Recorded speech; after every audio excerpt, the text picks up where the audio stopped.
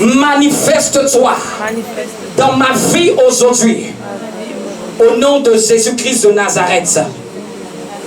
Amen. Amen. Est-ce que tu peux acclamer là où tu es? Acclame pour la présence du Saint-Esprit qui est dans ta vie, qui est dans nos vies.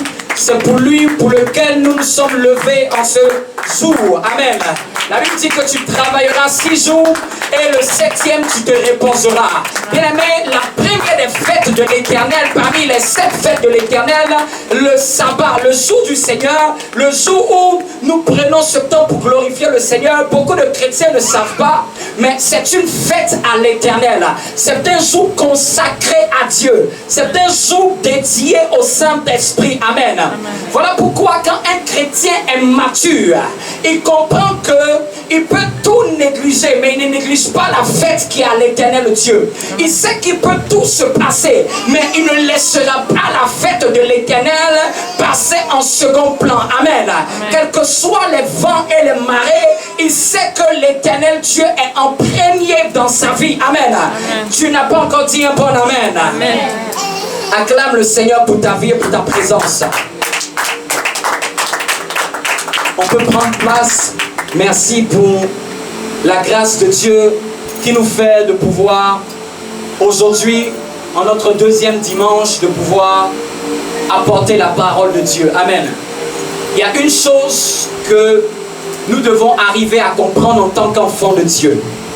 Que tu ne peux pas connaître Christ sans sa parole. Amen. Tu ne peux pas connaître Christ sans connaître sa parole. Et aujourd'hui, avec recul, avec le nombre d'années que j'ai pu observer beaucoup de chrétiens, j'ai constaté que beaucoup de chrétiens ont l'art de prier, mais ils négligent la parole de Dieu. Tandis qu'ils ne savent pas que c'est de la parole qu'on tire la prière. Amen. Et voilà pourquoi vous allez regarder dans le livre de Jean, chapitre 1er. Jésus ne s'est pas fait appeler la prière faite chair. Il s'est fait appeler la parole faite chair. Parce qu'au fait, c'est de la parole qu'on peut tirer la prière. Beaucoup de chrétiens ne savent pas que la prière n'est que l'expression de ta foi. La prière ne te donnera pas la foi. C'est la parole qui te donne la foi selon Romains 12. Amen. La Bible dit que la foi vient de ce qu'on entend. Et ce qu'on entend vient de la parole de Christ. Elle n'a pas dit que ce que tu entends vient de la prière. Elle dit que ce que tu entends vient de la parole. Donc, la foi viendra de ce que tu entendras et la prière ne sera que la manifestation de cette foi. Est-ce que vous comprenez un peu? Donc, un chrétien qui prie mais qui n'a pas d'assise dans les Écritures, je sais directement que c'est un chrétien déséquilibré.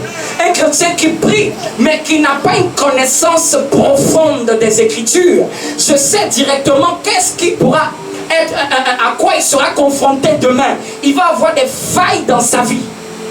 C'est pour cela que vous voyez les chrétiens qui peuvent faire 10 ans dans une église, mais ils rétrogradent après 7 ans, rétrogradent après 10 ans. Ce n'est pas la prière qui les a fait défaut. C'est la parole comme fondation qui leur a fait défaut. Amen. C'est pour cela que nous ici, nous prenons très au sérieux le temps où nous enseignons la parole de Dieu. Jésus a dit dans Matthieu 28, verset 19, allez-y dans toutes les nations, faites des nations les disciples. Et il a dit, enseignez-leur ce que je vous ai appris. C'est-à-dire que un chrétien ne peut pas être disciple tant qu'il n'a pas été enseigné des choses qui concernent Jésus. Amen. C'est pour cela que je mets la différence entre un chrétien et un disciple de Jésus-Christ. Il a dit, allez-y, faites des nations des disciples. Il n'a pas dit, faites des chrétiens. Parce qu'il est plus facile de devenir chrétien, mais il est difficile de devenir disciple. Parce que quand tu veux devenir disciple, il faut arriver d'abord à te poser dans une église. Il faut arriver d'abord à être fixé quelque part. Il faut être enseigné. Et il faut laisser le temps de l'enseignement faire son travail dans ton cœur. Mais beaucoup de chrétiens fuient la discipline de la parole de Dieu qui doit les éprouver dans le temps et les approuver après. Et voilà pourquoi, après des années, certains chrétiens disent « je ne comprends pas ma vie ». C'est parce qu'ils n'ont jamais cherché à connaître Christ en profondeur. Amen. Quand vous regardez la terre, les minéraux les plus grands de valeur se trouvent en profondeur, ne se trouvent pas à la surface. Pourquoi? Si quelqu'un a une vie chrétienne superficielle, il va rater ce que Dieu a de plus cher à lui révéler.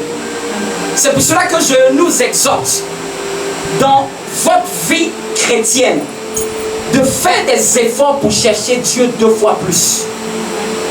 Si vous limitez que à la superficialité de la nouvelle conversion que vous avez reçue il y a des années, ce n'est plus suffisant pour les défis de demain. Un élève qui est au CP, et quand il est au CP, l'enseignement du CP lui correspond.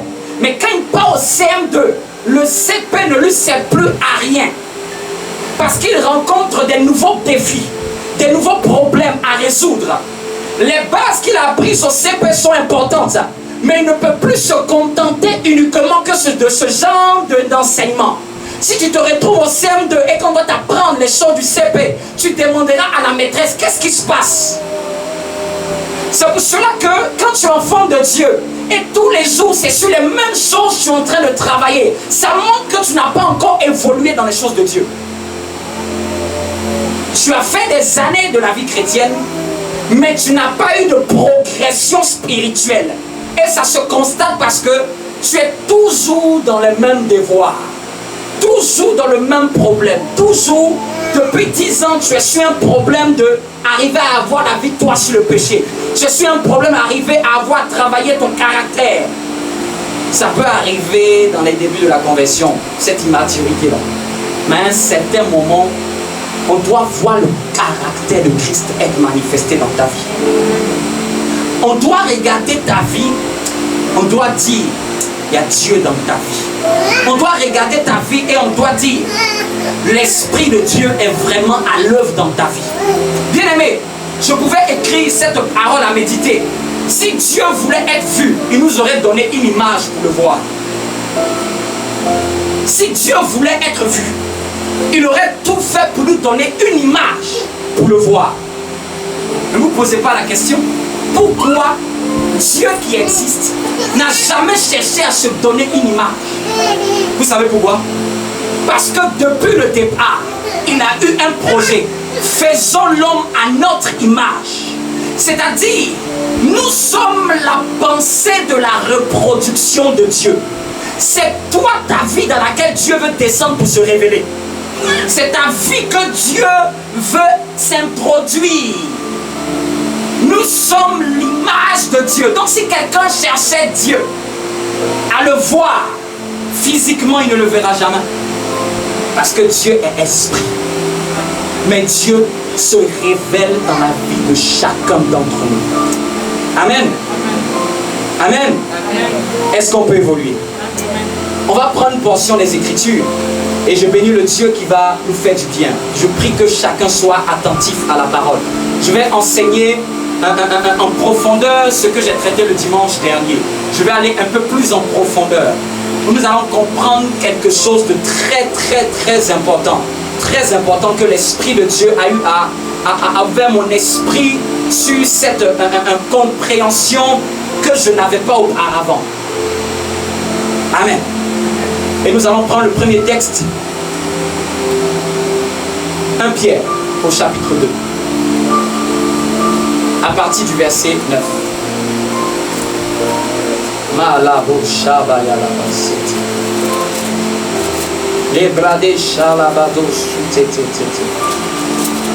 Un Pierre au chapitre 2 au verset 9. Si tout le monde y est, nous allons commencer la lecture. Je prie que vraiment tu prêtes attention. Il dit, c'est l'apôtre Pierre qui écrit. Vous, au contraire, vous êtes une race élue, un sacerdoce royal, une nation sainte, un peuple acquis, afin que vous annonciez les vertus de celui qui vous a appelé des ténèbres à son admirable lumière. Je reprends. Vous, au contraire, vous êtes une race élue. Dis avec moi, je suis une race élue. Vous êtes un sacerdoce royal. Dis avec moi, je suis un sacerdoce royal. Je suis un sacerdoce royal. Une nation sainte. Une nation sainte. Un peuple acquis. Un peuple acquis. Amen. Amen. Dans cette déclaration de l'apôtre Pierre, dans ces mots qu'il cite avec des adjectifs, il cite le mot race et il ajoute l'adjectif de l'élection.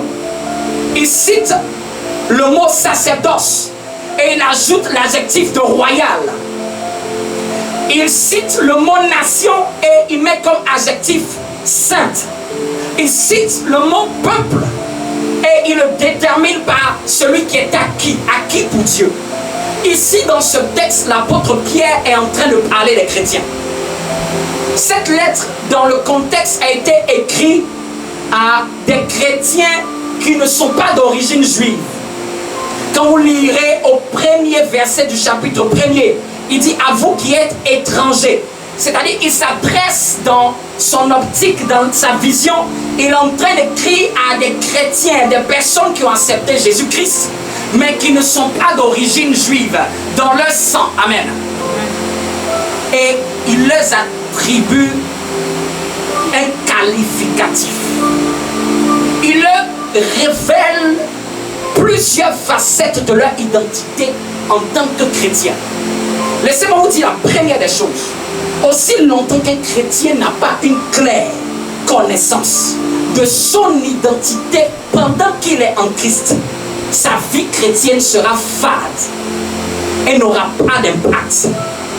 Lorsque aujourd'hui tu passes quelque part comme dans un aéroport ou dans des éléments de la société qui déterminent à ce que tu déclares qui tu es, on te demande une pièce d'identité. Au fait, c'est pour arriver à situer clairement qui tu es.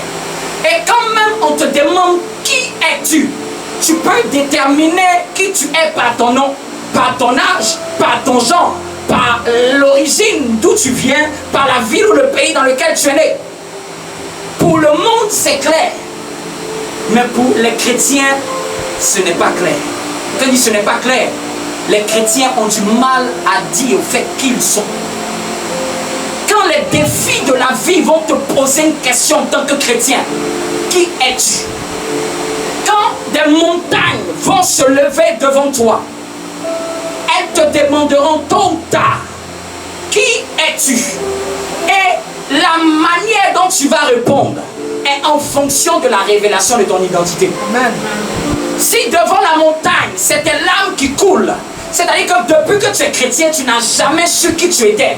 Tu as appris que les larmes.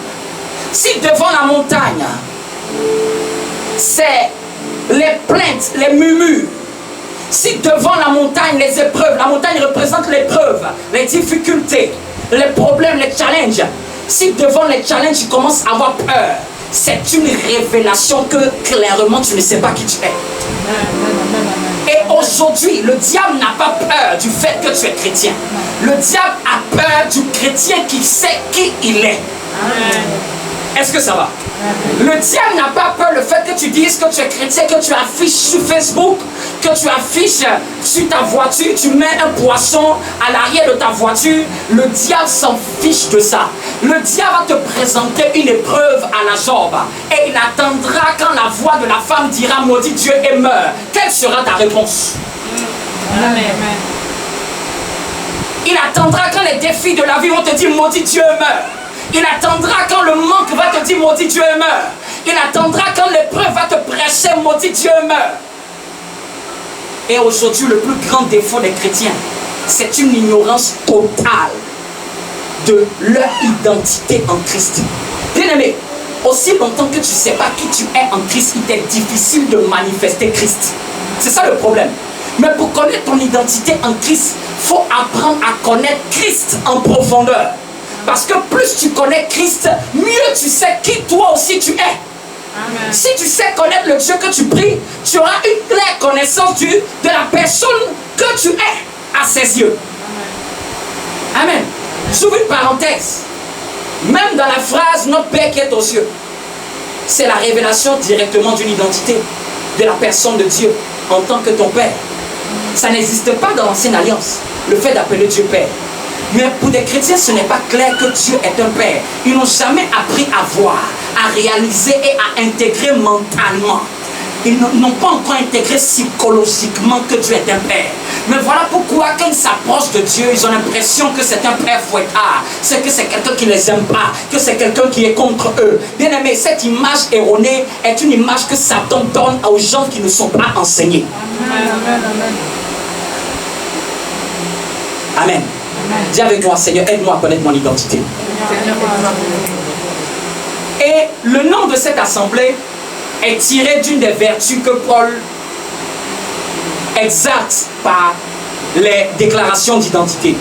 Amen. Nous nous nommons Église de Jésus-Christ, mais la particularité, c'est Nation Sainte. Amen. Dis moi, je suis une nation sainte. Amen. Et c'est ce qu'il a dit que nous sommes. Parce que c'est la partie que le Seigneur a mis dans mon cœur pour mettre comme en avant dans cette église. Amen. Et ça veut dire beaucoup de choses. Ça veut dire déjà qu'en ce lieu, tu dois et tu apprendras à savoir qui tu es.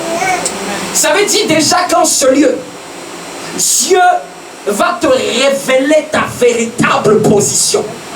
Ça veut dire qu'en ce lieu, Dieu va te permettre de pouvoir jouir des privilèges qui concernent ta personne.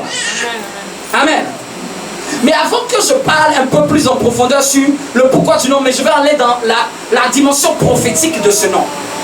On a dit la fois dernière, dimanche dernier, pourquoi Nation Sainte?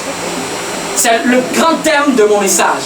Pourquoi Dieu, tu dis Nation Sainte? Tu n'as pas dit un pays saint, tu n'as pas dit un État saint, mais tu dis nation particulièrement.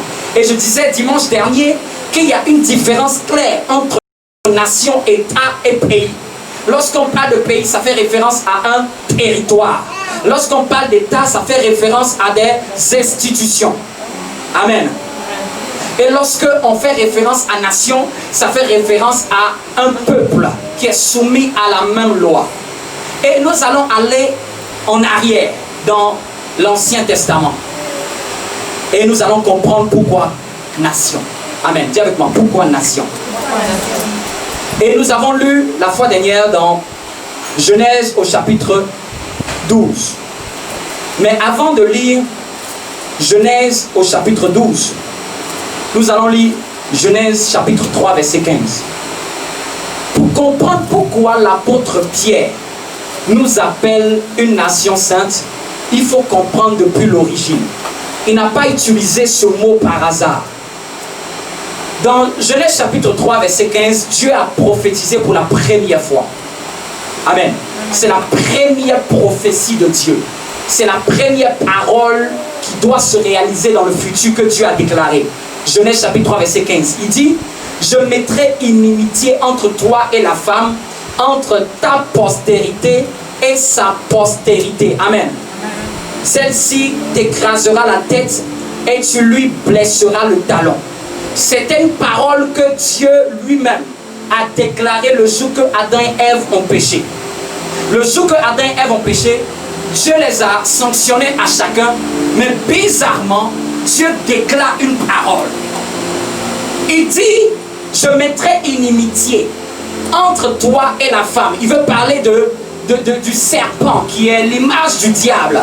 Je vais mettre une mésentente. Il va avoir guerre. Il ne va jamais avoir d'accord favorable entre la femme et toi. Et il ne s'arrête pas là. Il continue et il dit: entre ta postérité et sa postérité. Le bon mot simple dans la version française, langage courant pour définir postérité, c'est descendance. Amen. Il dit: je mettrai inimitié entre la descendance du serpent et la descendance de la femme. Donc depuis Genèse, il y a un problème qui va avoir. il va avoir deux manifestations de descendance. Il va avoir deux descendances qui vont se faire la guerre. Est-ce que vous comprenez? Quand on parle de descendance, on veut parler de famille. C'est deux familles. C'est deux familles qui vont, une qui va sortir de la femme, il y a une autre qui va sortir inspirée par le diable.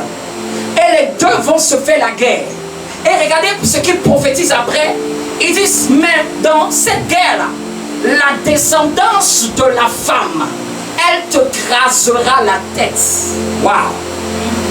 Ici, tu es en train de dire que la descendance qui doit écraser et mettre la honte sur le diable, c'est la descendance d'une catégorie d'êtres humains. C'est clair? La descendance de la femme écrasera la tête du serpent. C'est pour cela que je veux corriger une chose qui n'est pas claire. Souvent on peut voir sur les réseaux sociaux des images un peu bizarres. Tu vois un bonhomme en blanc, soi-disant c'est Jésus, il fait un bras de fer avec un monsieur qui est cornu, qui est tout rouge. Parce que moi j'appelle pas ça le diable. Ça c'est l'imagination de l'être humain. On voit un monsieur en blanc qui a une barbe, un peu comme un juif qui a une barbe, qui fait un bras de fer avec un monsieur tout rouge, cornu, avec une queue fourchue. Et on dit font le bras de fer. Les gens ils rigolent quoi. Dieu fait un bras de fer avec Satan. Le créateur fait un bras de fer avec la créature. Celui qui a créé toutes choses. Je vais te donner un peu une idée. Il est scientifique même. Parce que je suis très scientifique. Dans le monde dans lequel nous sommes, dans la galaxie dans laquelle la Terre se trouve, les scientifiques estiment le nombre d'étoiles à des milliards.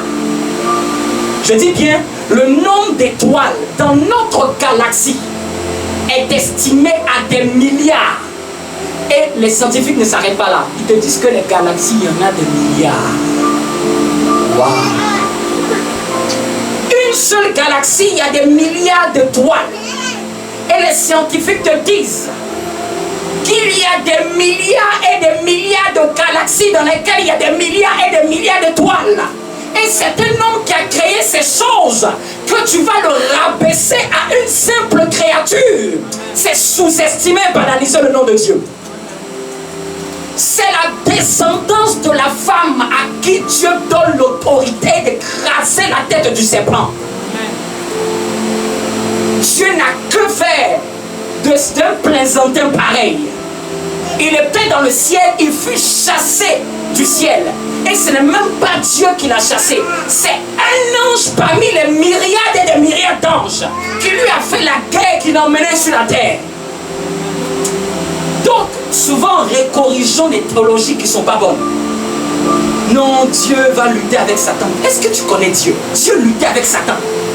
C'est inconcevable. Aujourd'hui, enlève ça de ton esprit.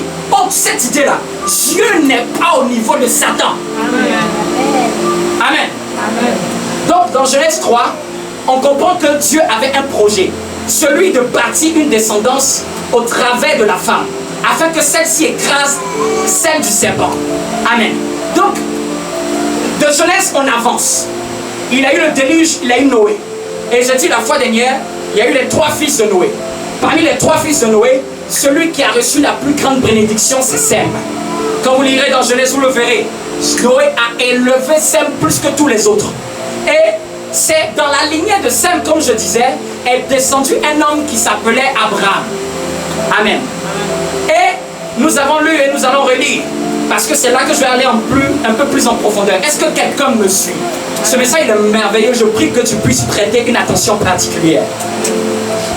Et nous avons dit au verset 1er du chapitre 12 de Genèse, là où Dieu rencontre un homme appelé Abraham.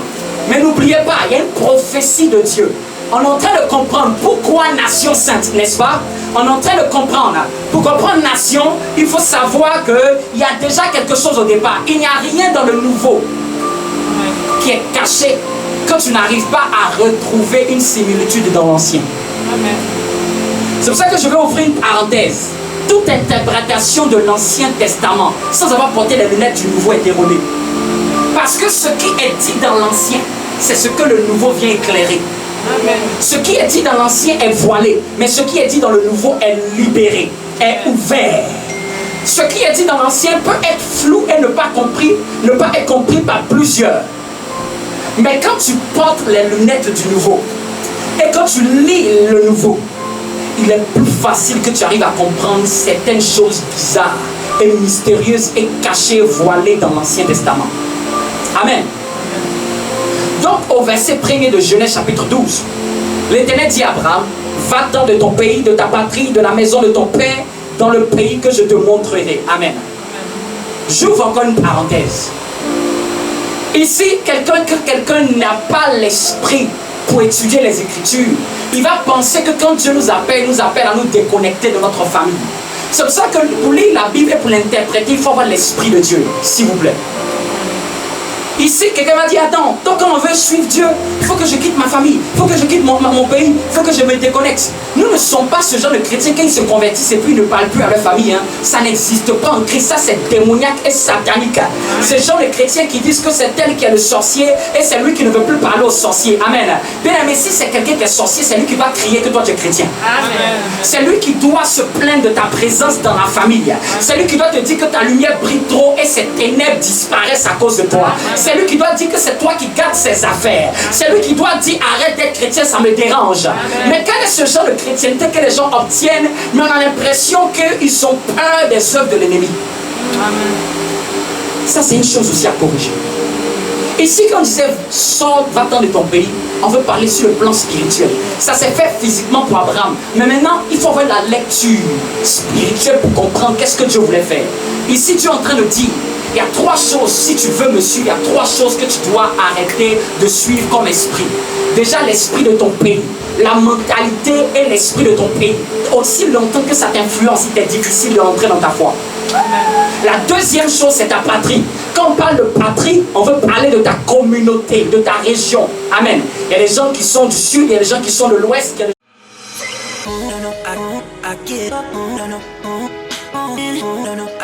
I get up, can't deny it.